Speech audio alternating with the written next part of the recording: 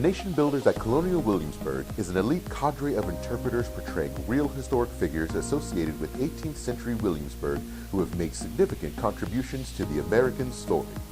They share their stories in a way that helps visitors understand how their legacies continue to influence and inspire American ideals. Through these stories of hope and struggle, they take you back to the early days that sowed the seeds of democracy and freedom for all who would come after them. Their stories of the free and the enslaved, male and female, are the touchstone of every visit to Colonial Williamsburg.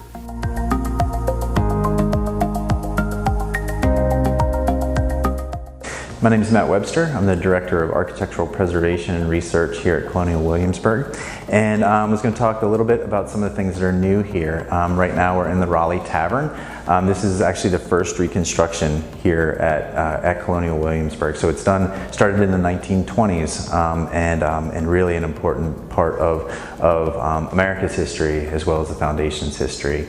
When the Burgesses are disbanded, this is where they come. This is really kind of where the debate about what to do next and the founding of our nation starts to occur in this building. One of the exciting things here is that Colonial Williamsburg constantly is working to both preserve and understand the 18th century.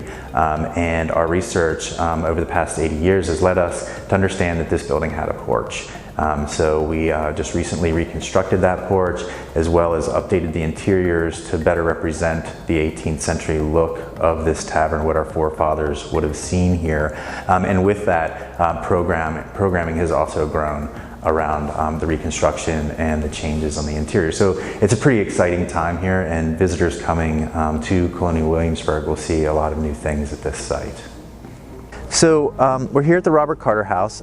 This is another really exciting house where research is going on here in the historic area. This house is actually built in the early 18th century. That's a relatively new find for us, using a technique called dendrochronology to actually date the wood in the house. But it's also where we're going to start enhancing a program called Building Detectives, and this is where visitors actually are active in the process of looking at and understanding this structure.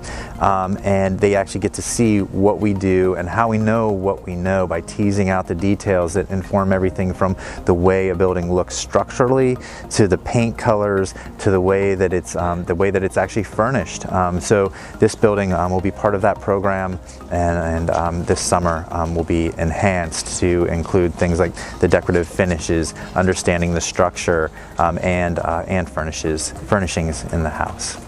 We're here at the Governor's Palace, and this is another site of one of the new exciting things here at Colonial Williamsburg. And what we've done is we've again implemented new research, and what we found is that we had the evidence for arms displays from the very beginning, from the construction in the early 18th century of the palace. We know that there were arms displayed here. Those arms were both to symbolize power, wealth, and also to actually protect the colony. These were arms actually used in the defense of the colony. And so what we did research on their display, that's the reason for their layout on the walls. They're made so you can pull them off very quickly. But also, one of the new things is actually the background color. That overwhelmingly we see that when these arms are displayed that they're on a light colored background.